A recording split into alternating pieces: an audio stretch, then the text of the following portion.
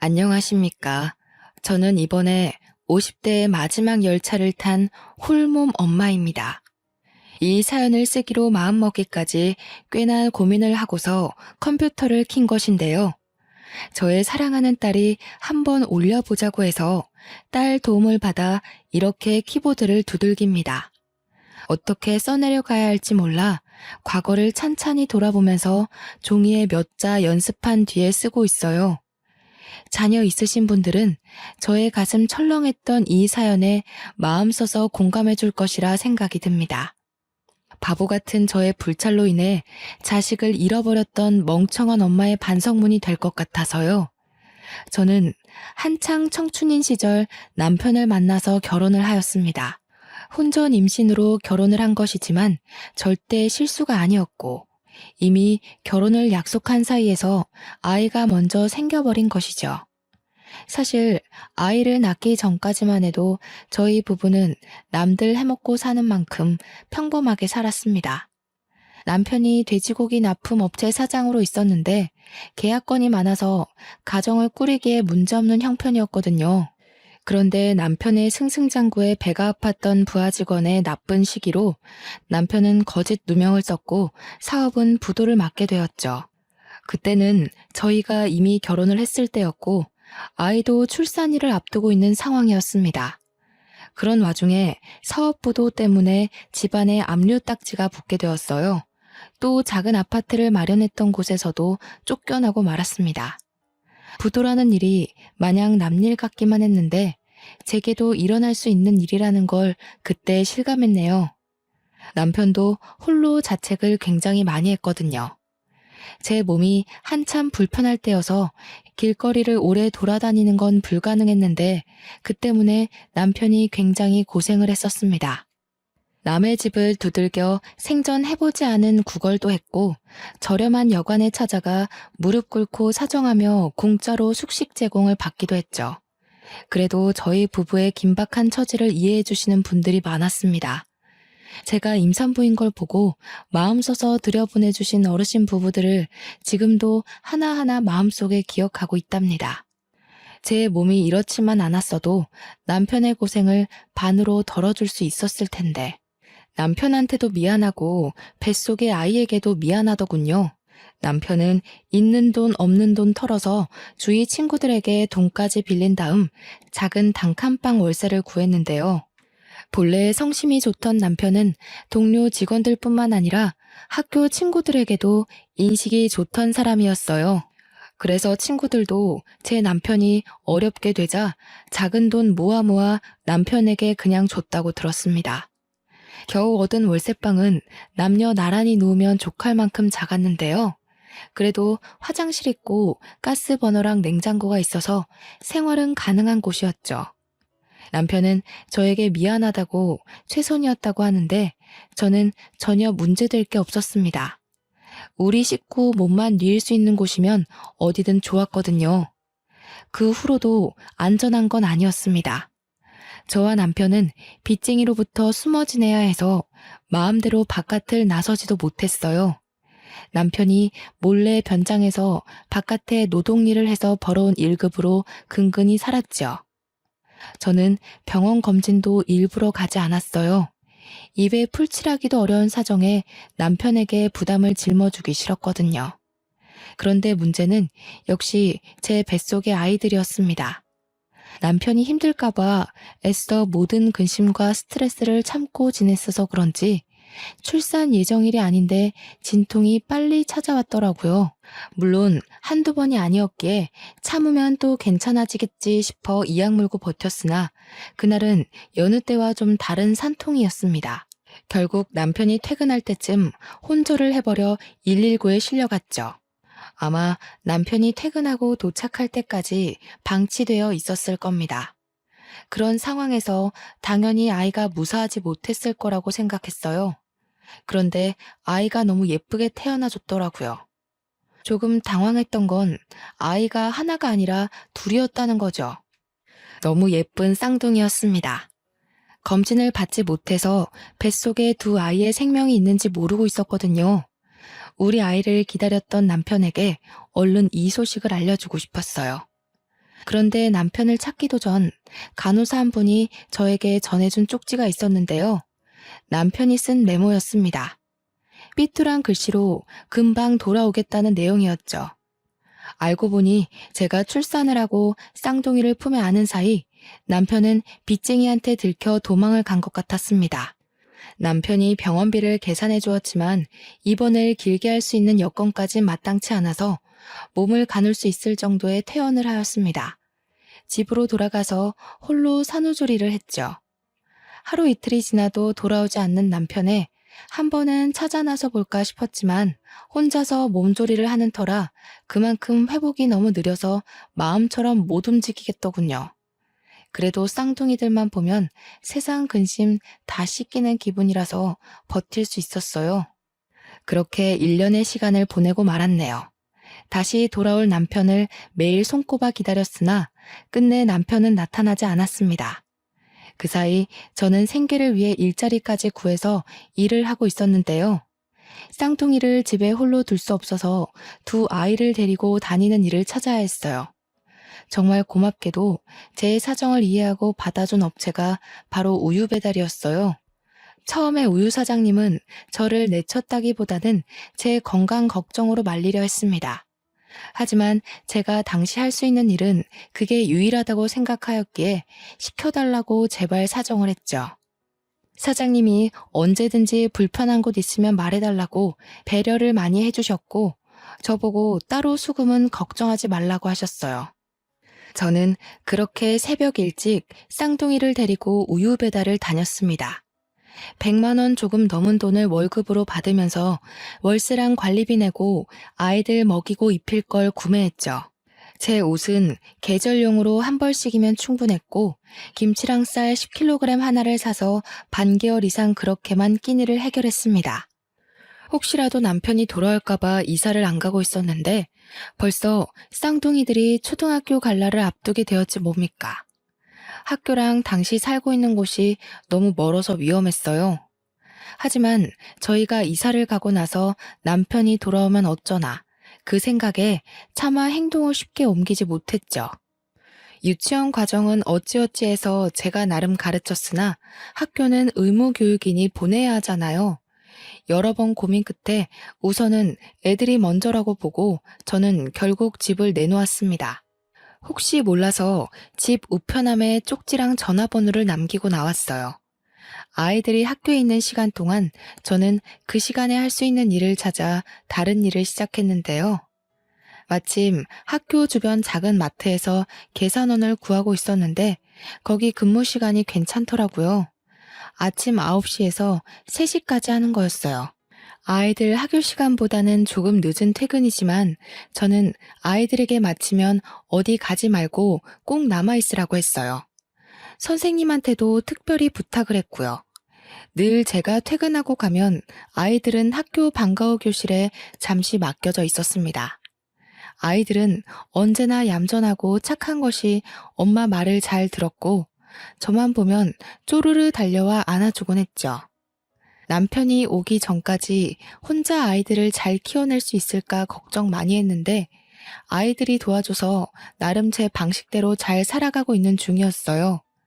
그런데 늘 착실하게 제 말을 잘 듣던 아이들이 그날은 어쩌다 친구들 무리에 휩쓸려 버렸는지 모르겠습니다.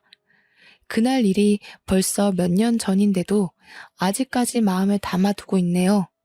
그때 생각만 하면 여전히 손이 떨립니다. 저는 여느 때처럼 마트 일을 마치고 아이들에게 줄 과자 2봉지를 사서 학교에 갔는데요. 선생님 하는 말이 애들이 하교를 했다는 겁니다. 엄마를 밖에서 만나면 된다고 했다네요. 학교 앞에 병아리 아저씨 오는 날이었는데 같이 놀던 친구들이 단체로 그거 구경하러 가는 바람에 함께 갔다는 거 아니겠어요? 그 소리를 듣고 저는 서둘러 학교 밖으로 뛰어나왔습니다. 들어올 때도 이미 알았지만 병아리 아저씨는 없었어요. 제가 못 찾는 건가 싶어서 이리저리 뛰다가 학교 후문까지 가게 되었는데 거기서 아이 한 명이 울고 있더라고요. 엄마인 저는 그 아이가 제 아들이라는 걸 단숨에 알아봤고 서둘러 아들 준수에게 달려갔습니다. 준수는 도로 쪽을 보면서 얼굴이 빨개지도록 울고 있었죠. 준수야, 왜 그래? 준이는 어디 갔어? 왜 혼자 있어? 준이는 둘이 같이 있었던 거 아니야? 준이는 어쩌고 혼자서 이러고 있어? 모르겠어. 준이랑 같이 병아리 아저씨 보고 있었는데 갑자기 없어졌어. 준이를 막 불러도 준이 목소리를 못 찾겠어. 학교에도 없어. 이때 저는 철렁 내려앉은 간 때문에 다리에 힘이 풀려버렸습니다. 심장이 너무 빨리 뛰고 손이 떨려서 당장 머릿속이 새하얘졌어요. 그렇게 준수를 붙잡고 한참을 불안에 떨고 있다가 혹시 어디선가 준이가 울고 있지 않을까? 이쯤 되면 친구들이랑도 다 헤어졌으니 엄마를 찾고 있지 않을까? 그런 간절한 마음을 안고 서둘러 일어나 준수 손을 잡고 다시 학교를 찾았어요. 급히 학교 안을 뒤지기 시작했습니다. 선생님들에게도 또 찾아가 제 사정을 말씀드렸더니 당시 교무실에 있던 선생님들이 전부 놀라서 제 딸 준이가 갈 만한 곳을 함께 뒤졌어요. 결국 한 선생님의 신고로 경찰까지 오게 되었고 함께 학교 CCTV까지 뒤지게 되었죠. CCTV에 준이가 찍혀 있는 걸 보고 저는 잠깐 안도를 했던 것 같습니다. 준이를 찾을 수 있다고 막연히 믿었던 겁니다. CCTV 화면을 가만히 지켜보는데 준이가 병아리를 사가는 친구들을 따라가다가 함께 버스를 올라타 버렸더라고요. 그걸 보자마자 저는 애가 타고 마음이 급해져서 몸을 제대로 가누지도 못했습니다. 아휴, 어떡해. 내 딸. 아이고, 선생님, 준이 어떡해요? 제 딸 어떡해요? 한 번도 버스를 타본 적이 없는 아이예요. 경찰 선생님, 제 딸 좀 찾아주세요. 어머님, 우선 진정하시고요. CCTV 찾아서 버스 노선 따라가다 보면 찾을 수 있을 겁니다. 요즘은 거리마다 카메라가 설치되어 있잖아요. 그렇죠, 경찰관님? 그럼요. 버스 탄 시간이 얼마 안 된 것 보면 금방 찾아낼 수 있습니다. 어머님께선 일단 저희랑 같이 서해 신고 접수하러 가시죠. 주변에서 저를 안심시켜 주었지만 저는 이미 온전한 정신이 아니었습니다. 불안한 마음이 가시지 않아서 그때부터 거의 오열했던 것 같아요. 경찰서에 가서 우리 딸을 실종 신고로 접수했고 경찰이 아이를 찾게 되면 연락 주겠다고 해서 일단 준수만 데리고 집에 왔습니다. 아이 하나 없을 뿐인데 집이 텅텅 비어 보이더군요. 준이 생각 때문에 도통 진정이 안 됐어요. 깜빡하고 준수 밥도 못 챙겨줬다는 걸 뒤늦게 알고 알턴 몸을 일으켜 밥을 준비했죠.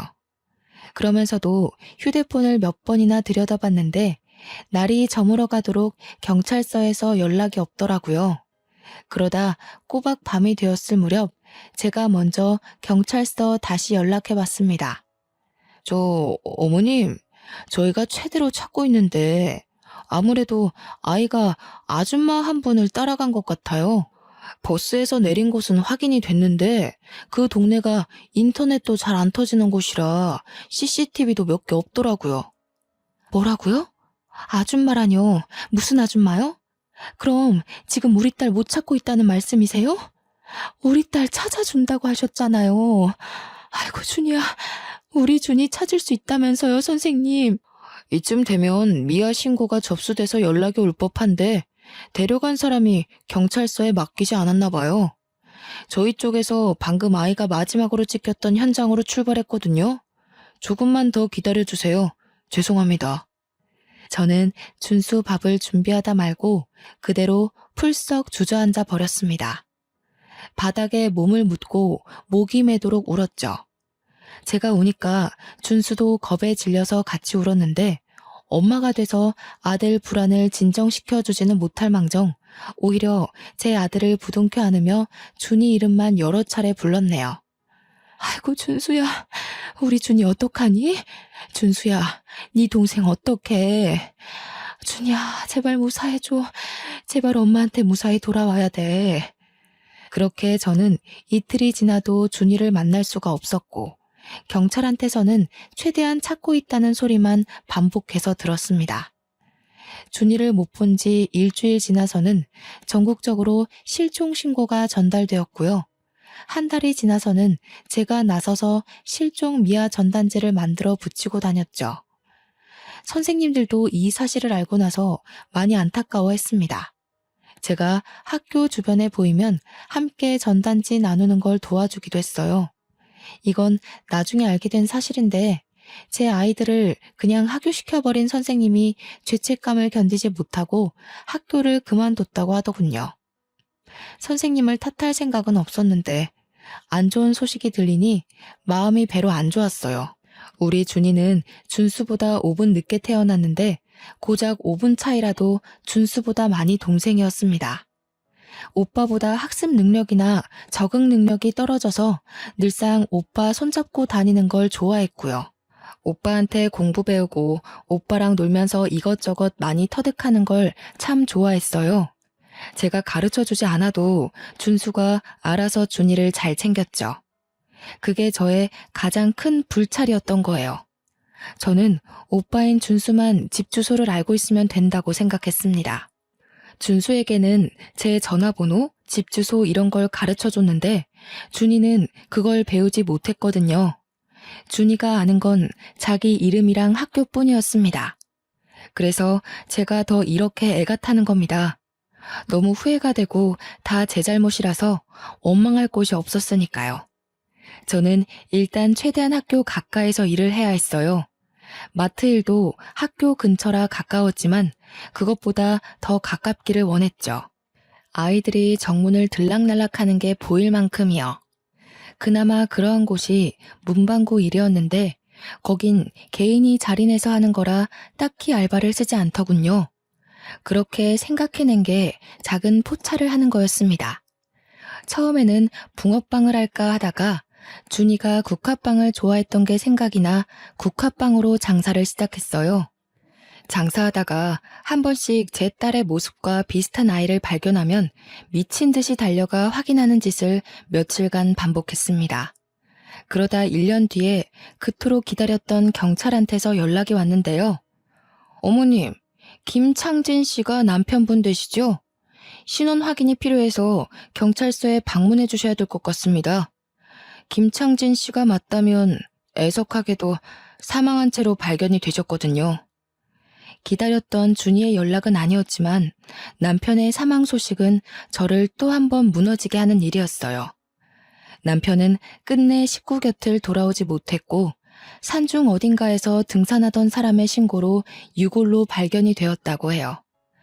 착하게 살아온 제 남편, 도망치고 도망치다가 그런 험한 꼴로 외롭게 죽었다고 생각하니 너무 가슴이 미어졌습니다. 토끼 같은 새끼들 얼굴 한번 보려고 제 출산일을 그토록 기다렸던 사람인데 끝내 아이들을 보지도 못하고 눈을 감았다니. 이렇게 불쌍한 처지가 또 어디 있단 말입니까? 저는 어린 아들과 둘이 조촐하게 남편의 장례를 치르고 남편을 납골당에 안치했습니다. 문득 그런 생각이 들더군요. 돌아오지 못하고 사망으로 소식을 알린 남편처럼 제 딸도 그렇게 돌아올까봐 너무 무서웠어요. 그동안은 아니라고 내 딸 분명 살아있을 거라고 굳게 믿고 지냈는데 남편의 부고 때문에 너무 크게 흔들린 거죠. 매일 밤 자기 전에 하늘에 있는 남편에게 빌었어요. 우리 어린 딸 준이 당신이 좀 지켜달라고. 당신이 있는 곳에서 우리 준이가 보인다면 제발 좀 지켜달라고 수없이 기도했죠. 야속하게도 사건은 해결되지 못한 채 세월만 계속 흘렀고 실망과 좌절만 갈수록 커졌습니다. 그 사이 준수가 벌써 초등학교를 졸업하는 지경까지 왔는데요. 준수의 교복을 맞추고 집으로 돌아온 그날 밤, 저는 마지막까지 붙잡고 버텼던 동아줄을 놓고서 눈물을 터뜨리고 말았습니다. 아들 걱정해서 평소에는 몰래 울음을 삼켰는데 옷장에 걸려있는 아들 교복을 보니 더는 못 참겠더라고요. 우리 준이도 교복을 맞춰야 할 나이가 되었는데 미안하다 준수야. 엄마가 우리 아들 생각해서라도 힘을 내야 하는데 도무지 네 동생 걱정으로 하루하루가 죽을 만큼 힘들구나. 도대체 준이는 어디에 있는 걸까? 엄마, 나 이제 이만큼 컸으니까 꼭 경찰이 되려고 노력할 거야. 그래서 내가 준이 찾아줄게. 그러니까 울지 마. 엄마가 울면 준이도 많이 속상할 거야. 고작 14살인 아들인데 얼마나 속이 깊던지. 제가 참지 못하고 다시 눈물을 흘리는 걸 아들이 안아주면서 자기만 믿으라고 계속 저를 달래주었습니다. 아들 앞에서 참 면목이 없었으나 그게 그렇게 의지가 되더라고요. 그날 후로 저는 제가 준수에게 너무 소홀했구나 싶어 더더욱 악착같이 살기로 마음먹었습니다. 준이도 아직 생사에 대한 연락이 없는 것 보면 분명 살아있을 거라고 믿기로 했죠. 그렇게 준수가 대학을 가게 되고 준이에게 해줄 몫까지 보태어 준수를 뒷바라지를 해왔습니다. 준수는 저한테 경찰이 될 거라고 포부를 밝힌 순간부터 단 한 번도 장래의 희망을 바꾼 적이 없었는데요. 정말로 번듯한 경찰 공무원이 된 거 있죠?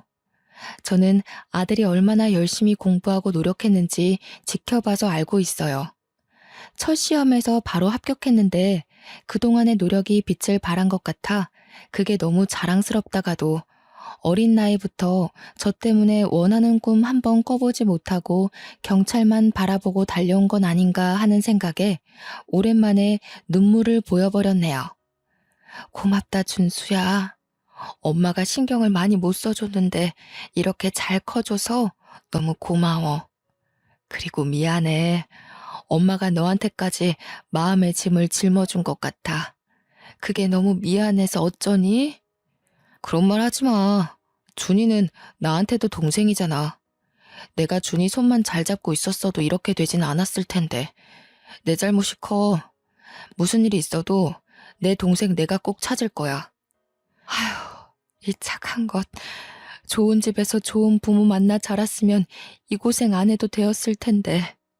엄마라는 사람이 너무 못난 모습만 보여줬네. 그래도 정말 멋있게 커줬다, 우리 아들. 참 장해. 그만 자취해도 된다는 제 말에도 준수는 끝까지 저와 같이 사는 걸 고집했습니다. 출근 거리가 멀어서 피곤할 텐데도 괜찮다고만 하네요. 그래도 아들이 멋진 경찰이 되는 덕분에 저는 본래 살던 집 주변으로 조금 더 큰 전셋방을 얻을 수 있었어요. 이 동네를 완전 떠날 수 없었던 건 순전히 우리 딸 때문이었죠. 혹시라도 우리 딸이 이 동네를 기억해서 찾아올 수도 있잖아요. 그렇게 준수가 경찰이 되고 1년 차가 지났을 무렵 준수가 저한테 몸 생각하라고 부탁을 하는 바람에 장사를 접고 한동안 집에서 쉬게 되었어요. 무료하게 집에만 박혀 있으면 또 늘어질 수 있으니 제게 요리학원을 또 등록해 주더라고요.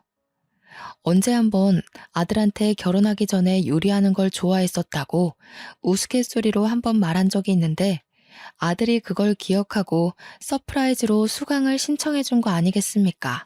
솔직히 학원에서 요리 수업 받을 때만큼은 정말 하나도 잡생각이 안 나는 거 있죠? 다른 사람 인생살이도 들을 수 있었고 제 사정에 위안도 많이 받았어요. 서로 좋은 말도 많이 주고받는데 사람들과 어울려 지내서 그런지 우울감도 걷어지는 느낌이었죠. 수업 들은 내용들을 꼬박 수첩에 메모해서 아들이 준 용돈으로 아들에게 요리를 선보이면 아들이 맛있다고 저를 치켜 세워주며 큰 호응을 해주는데 그때마다 민망해 죽겠더라고요. 그래도 어딘가 모르게 저희 집안의 분위기가 달라졌어요. 저와 아들 사이에선 늘 슬픔만 가득했거든요. 그런데 나날이 먹구름이 걷어지고 있는 게 느껴져서 솔직히 조금은 숨통이 트이는 거 아니겠습니까? 이게 다 살면서 이 못난 엄마를 보필하느라 애썼던 자랑스러운 우리 아들 덕분이겠죠. 다 죽은 사람처럼 딸 전단지를 돌리는 것도 아들의 힘을 빌려 SNS에 실종가족 소식을 등록하고 난 뒤부터 활동하지 않았습니다. 아들이 경찰로서 선배들에게 부탁해서 힘쓰고 있으니 저보고는 다시 만나게 될 준이를 위해 몸조리하라고 하더군요. 한 번도 가져본 적 없던 저만의 시간을 조금이나마 찾아서 지내고 있을 쯤이었습니다. 준수 말고는 연락 올 데가 없는 저에게 모르는 번호로 한 통의 전화가 왔는데요. 요리학원 쪽 연락인가 싶어서 아무런 생각 없이 전화를 받았습니다. 수화기 안에서 가냘픈 아가씨의 목소리가 흘러나왔어요. 강준수 씨 댁 맞냐고 묻는 소리였죠. 네, 제가 준수 애미 되는 사람인데요. 누구시죠? 우리 준수 친구 되시는 분인가요? 전화번호를 잘못 하셨네요. 준수 번호를 알려드릴까요? 제 신원을 먼저 밝혀주었는데 정작 안에서 돌아오는 대답이 없더라고요. 누구길래 제 번호를 알고 전화를 했고 우리 아들을 찾는 건지 궁금했습니다. 혹시 제 아들에게 여자친구라도 생긴 걸까? 그런 생각도 했었죠. 계속 기다려도 대답이 없길래 여보세요? 여보세요? 두어 번 더 목소리를 냈어요. 그러니 안에서 흐느끼는 소리가 들려오는 겁니다. 그러면서 아가씨가 목소리를 겨우 내며 엄마 하는데 그 순간 심장이 바닥으로 떨어지고 말았죠. 분명 처음 듣는 목소리인데도 누군지 알 것만 같아서 저절로 눈물이 차올랐습니다. 휴대전화를 잡은 손이 떨리기 시작하더니 딸을 처음 잃어버렸을 때처럼 머릿속이 새하얘졌어요. 내가 생각하고 있는 게 맞나? 내 딸이 맞나? 혼란스럽기까지 하여 아무 말도 못하고 있었더니 내내 울음소리만 들려주던 수화기 너머로 쐐기를 박는 대답이 들려오더군요. 엄마, 나 준이에요. 준수 오빠 동생 강준이요. 죄송해요, 엄마. 보고 싶었어요. 너무 보고 싶어요. 딸 목소리로 딸 이름을 듣는 순간 저는 그동안 억눌러왔던 애통함이 한꺼번에 밀려왔습니다. 목구멍 밖으로 울음이 터져나와 버린 것이죠. 지금 뭐라고 그랬어요? 강준이요? 내 딸이요? 장난치는 거 아니죠? 어머나, 정말로 준이가 맞는 거니? 너 정말 내 딸 준이야? 내 딸이 정말로 살아있었던 거니? 지금 너 어디야? 엄마가 그리로 갈게, 응? 숨이 막힐 것처럼 괴로웠고 비통함이 넘쳐 흘렀지만 당장 딸을 만나야겠다는 생각밖엔 안 들더라고요. 제 눈으로 얼굴을 확인해야 할 것 같아서 수화기를 붙잡고 어디냐고 그렇게 울며 불며 물었어요. 딸도 많이 울고 있는지 목소리가 많이 떨렸는데 그러면서 하는 말이 자신이 다녔던 초등학교에 있다는 겁니다. 저는 전화를 끊자마자 신발도 못 신고서 허겁지겁 달려나갔습니다. 학교랑 5분밖에 걸리지 않는 거리를 맨발로 미친 듯이 뛰었어요. 도로에 차가 오는지도 못 보고 그냥 무작정 달려서 운동장으로 뛰어 들어갔는데요. 그때 막 학교 건물 쪽에서 나오는 아가씨 한 명을 보았습니다. 겉모습이 못 알아볼 정도로 너무 달라져 그냥 지나쳤다면 모르고 넘어갈 수 있어요. 그러나 얼굴이 붉어져서 울면서 걸어오는 아가씨의 모습이 영락없는 제 딸인 겁니다. 우리 준수랑 똑 닮아서는 준수보다 선이 곱고 작은 게 딱 우리 딸이었다고요. 저는 엄마니까 제 새끼를 한눈에 알아볼 수 있단 말이에요. 틀림없이 제 딸이었어요. 제 딸. 혼절할 것처럼 몸의 중심이 흔들렸음에도 저는 딸을 발견하자마자 준이야! 목 놓아 소리쳤습니다. 과연 제가 죽기 전에 우리 딸 얼굴을 보면서 따뜻하게 이름 불러줄 날이 올까 염려 많이 했거든요. 그래서 그동안의 한을 담아 준이를 몇 번이나 더 외쳤어요. 금세 가까워진 딸은 몸만 자랐지 얼굴은 마지막으로 봤을 때와 똑같더라고요. 너무 보고 싶었다고 아이처럼 안기는 준이를 꽉 보듬어주며 그 자리에서 얼마나 울었는지 모릅니다.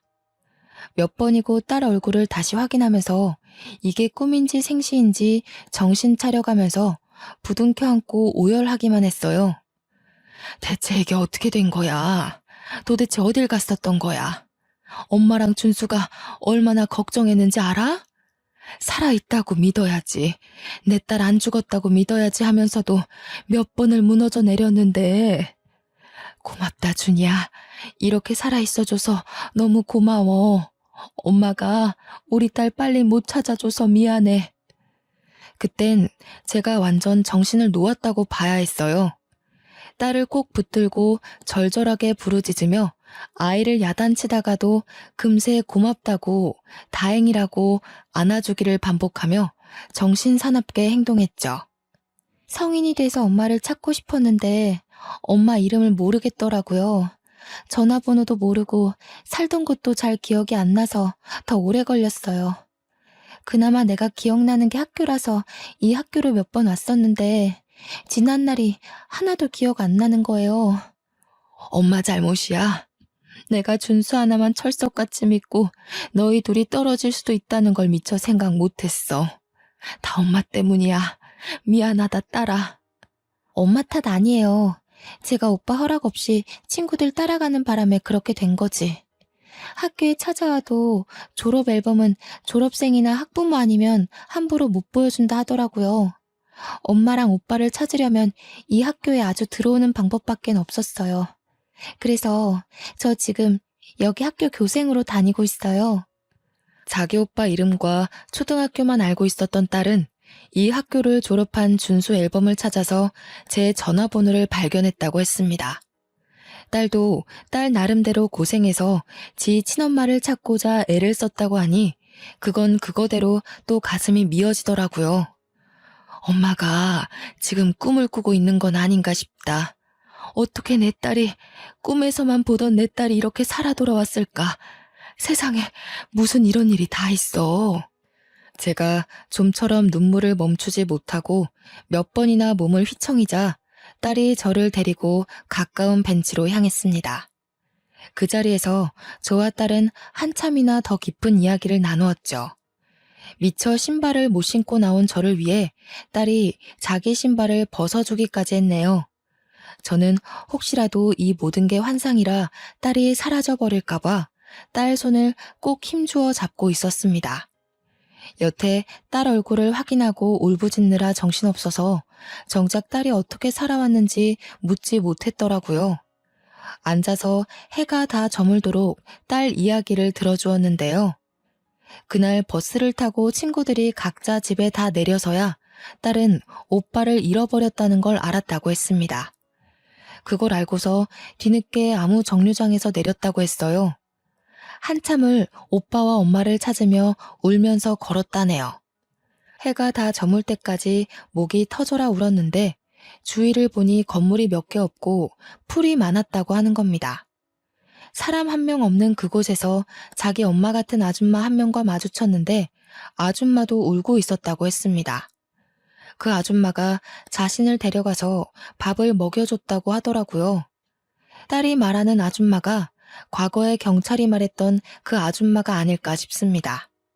그날 아줌마도 교통사고로 우리 딸과 비슷한 또래의 자식을 잃고 길거리를 거닐며 서럽게 울고 있었다네요. 그러다 제 딸을 발견해서 가여운 마음에 밥을 먹이고 싶어서 자기 집에 데려갔고 제 딸을 돌려보내기 위해 경찰에 신고를 하려고 했는데 하룻밤 재워서 보낼까 싶어 신고를 미뤘대요. 그렇게 하루 이틀 미루면서 자기 딸을 잃은 상실감을 제 딸 키우면서 위안받았다고 했어요. 제 딸을 돌려보내는 게 마치 자기 죽은 딸을 완전히 보내주는 것만 같아서 차마 마음의 준비가 안 되었다고 하는 겁니다. 딸 말로는 그래서 일이 이렇게 되어버렸다고 해요. 그 아줌마가 딸이 좀 자라고 난 후 그동안 잘못을 용서 빌었다고 하대요. 솔직히 화가 나는 게 당연하잖아요. 하지만 저는 이미 20여 년이나 지나버린 세월 동안 그 아줌마에게 분노와 원통함을 다 토해낸 터라 지금은 그저 이렇게 제 딸을 살려놓은 것만으로도 감사할 따름이더군요. 제 처신이 이해 안 되실 수도 있다고 봅니다. 사실상 딸에게 따져서 그 아줌마를 유괴범으로 신고해버릴 수도 있었겠죠. 하지만 이렇게 다시 만난 딸이 너무 귀하고 예쁘게 잘 커줘서 이것만으로 모든 걸 용서할 수 있겠더라고요. 딸도 그랬습니다. 아줌마 정작 착하고 불쌍한 사람이라고 자기를 정말 친딸처럼 아껴주고 늘 옆에 있어줘서 고맙다고 눈물을 보인 사람이라면서요. 우리 딸이 나쁜 어른한테 잡혀가지 않은 게 얼마나 다행입니까? 요즘처럼 위험한 세상에서 실종되고도 살아있다는 게 정말 기적이 아닙니까? 이건 정말 하늘이 지켜주고 우리 남편이 딸을 보살펴주고 있었다고밖에 해석할 수 없었어요. 저와 딸은 해가 저문지도 모르고 한참 동안 얼굴 보며 얘기를 했는데요. 곧 아들이 퇴근할 시간이 되었더라고요. 준수가 너 많이 기다렸어. 엄마가 우리 준이 보고 싶어서 힘들어할 때마다 네 오빠가 이 엄마를 얼마나 듬직하게 지켜줬는지 아니? 네 오빠도 정말 고생 많이 했어. 엄마 위하느라 울음을 많이 참았거든. 참, 네 오빠 경찰 됐는데 너 찾으려고 경찰 된 거야. 오빠 보고 싶어요. 엄마랑 오빠 얼굴 잘 기억이 안 나서 속상했는데 얼른 만나고 싶네요. 또 오빠한테 잘못했다고 용서도 빌어야죠. 엄마랑 오빠 만나면 꼭 용서를 구하겠다고 그렇게 기다리면서 살았거든요. 저는 믿기지 않은 딸의 생사를 다시 한번 실감하며 하늘에 있는 남편에게 감사 인사를 올렸습니다. 딸은 이미 교생 수업을 마친 시간이라 퇴근을 한 상태였고요. 딸 손을 꼭 잡고서 집으로 데려왔어요. 준수가 오기 전에 함께 먹을 저녁상을 진수성찬으로 차렸어요. 딸이랑 함께 식사를 준비하는데 제가 자꾸만 꿈 아니냐고 묻는 말에 그때마다 딸이 뽀뽀해주면서 꿈 아니라고 얘기해줬어요. 뒤돌아서면 사라져버릴까봐 계속 신경이 쓰이더라고요. 화장실 가서도 몇 번이나 딸 목소리를 갈구했는지 몰라요. 오늘 아줌마한테 엄마 집에서 잔다고 허락받았어요. 저야말로 엄마 안 사라지게 꼭 붙어 잘 테니까 걱정 마요. 세 식구 먹기엔 과분한 밥상을 차려놓고 나니 아들이 잠시 뒤 퇴근하고 들어오더라고요. 준수는 처음에 밥상을 보고 놀랐다가 웬 아가씨가 있으니 더 당황해서 신발장에 멀뚱히 서 있었어요. 그러자 딸이 준수를 보고 울음 터뜨리면서 오빠라고 부르는 소리에 준수도 준이를 단번에 알아보더군요. 준이야, 너 정말 준이니? 도대체 이게 어떻게 된 일이야? 어떻게 집에 온 거야? 그동안 어디 있었는데? 이렇게 살아있었으면서 왜 연락을 못했어? 아니다. 살아있어서 다행이야. 다 필요 없고 살아있어 준 것만으로도 됐어. 다 크고 나서는 준이 일로 눈물을 참기만 하던 준수가 자기 동생을 안아주며 우는데 참 서럽게 울더라고요. 저는 내 새끼 둘을 같이 안아주며 다독거렸습니다. 이렇게 제 두 팔로 내 새끼들을 둘 다 안을 수 있는 날이 돌아왔다는 게 너무 기뻤어요. 아줌마가 엄마한테 사과하고 싶대요. 내일 아줌마 집에 같이 가줄 수 있어요? 아줌마는 엄마가 무슨 원망을 하든 다 감당하겠다고 했어요. 대신 용서만 구할 수 있게 해달라고 전화 왔어요. 다들 진정이 되고 그동안 어떻게 지냈는지 준이 얘기를 다시 들었는데요. 준이를 데리고 있던 아줌마가 저뿐만 아니라 우리 아들까지 보고 싶다고 했다네요. 처음엔 망설였어요. 제 딸을 훔쳐간 사람을 대면하다니 말도 안 되는 만남이라고 생각했죠. 그러나 한편으로는 우리 딸이 어디서 어떻게 자랐는지, 누구 손에 길러졌는지, 이렇게 잘 키워준 그 아줌마라는 얼굴이 궁금하기도 했어요. 그래서 하룻밤 자고 다음날 아들도 같이 딸을 따라 딸이 살아온 집으로 갔죠. 아줌마 집은 완전 산중 길에 있었고 휴대폰도 잘 안 터진 곳이더라고요. 문득 경찰이 CCTV도 몇 대 없고 인터넷도 잘 안 된다고 했던 말이 떠오르더군요. 아직도 그때만 생각하면 소름이 돋는데 그곳을 이렇게 찾아와 보다니. 딸을 따라 산중으로 올라갔는데 그곳에는 동화 속 산장처럼 예쁜 별장이 꽤나 넓게 자리하고 있었습니다. 내부는 더 넓었어요. 집주인인 아줌마는 그 커다란 집에서 혼자 지내고 있더라고요.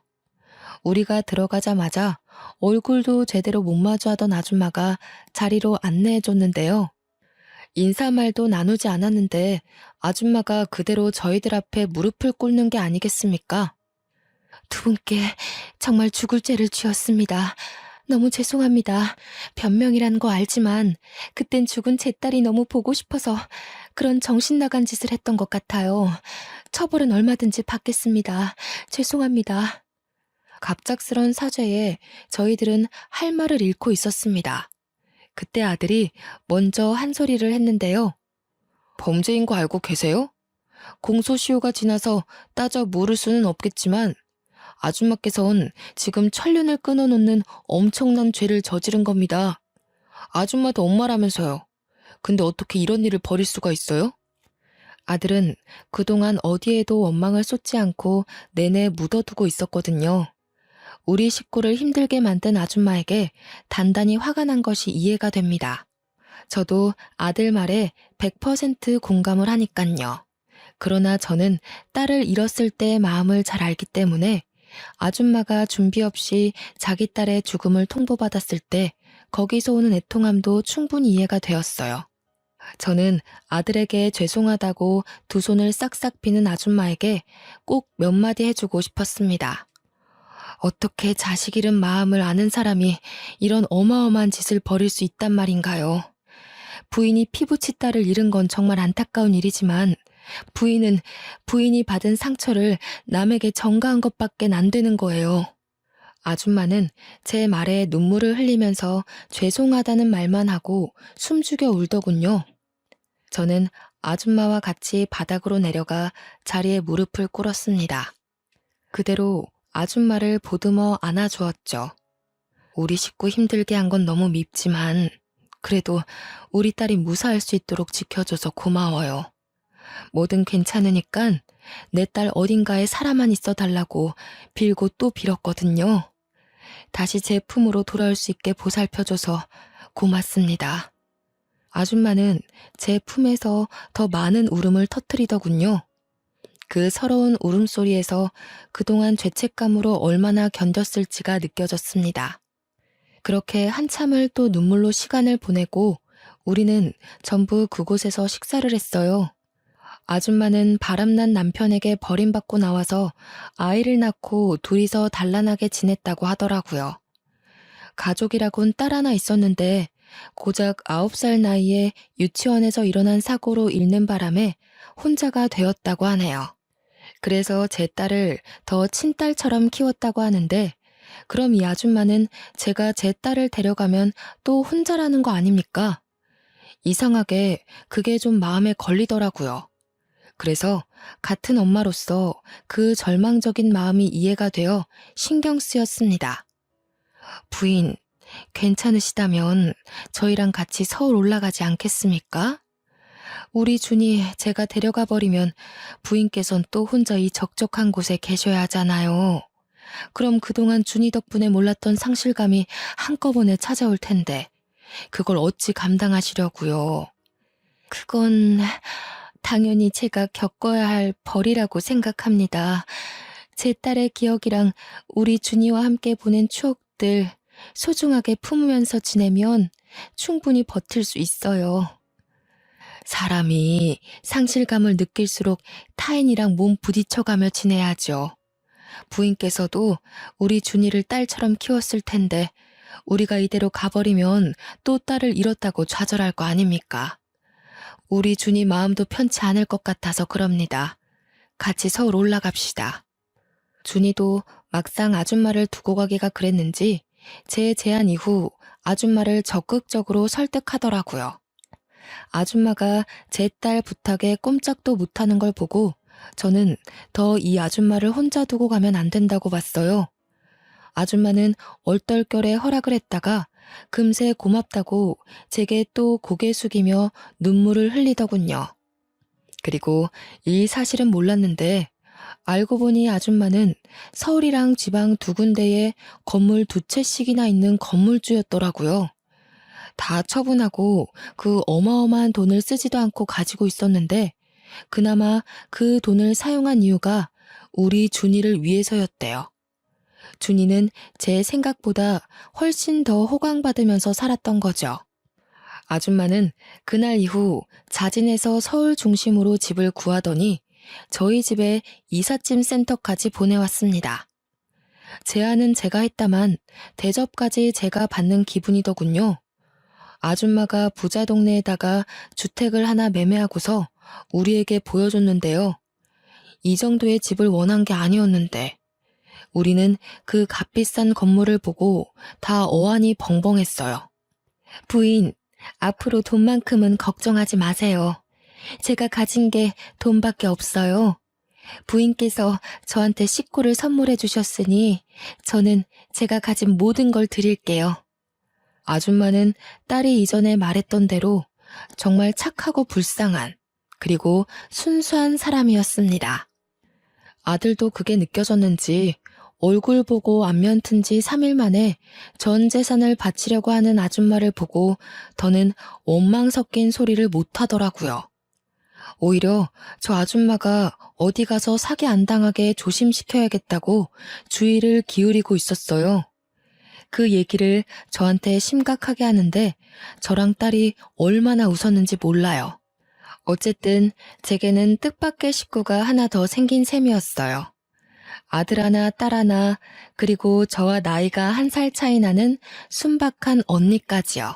아줌마는 저보다 더 우리 애들한테 관심과 애정을 주었는데요.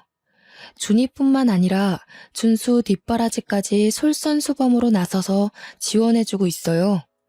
제가 그렇게까지 안 해줘도 된다고 해도 언니는 다 자기가 좋아서 해주는 거라고 자기 자식 같아서 해주고 싶다고 하길래 그냥 내버려 두고 있습니다. 언니한테는 그게 또 속병을 치유하는 방법 중 하나일 테니까요. 그렇게 정말 죽을 만큼 힘든 세월을 보내고 저는 지금 너무나 큰 기적의 삶을 살고 있답니다. 딸은 선생님으로, 아들은 경찰로, 그리고 저와 언니는 여가 생활을 함께 즐기면서 무탈하게 지내고 있어요. 이 행복이 영원하길 바랄 뿐인 마음으로 살고 있죠. 가끔은 그런 생각이 들더라고요. 남편이 저 혼자 고생 많이 했다고 주는 선물 같은 순간이 아닌가 하는 생각이요. 딸을 찾기 전까지만 해도 남편에게 눈물 섞인 기도만 올렸는데 지금은 남편이 살아있을 때 많이 보여줬던 웃는 모습으로 기도를 올리고 있거든요. 어떠세요? 제 인생 정말 기적이지 않나요?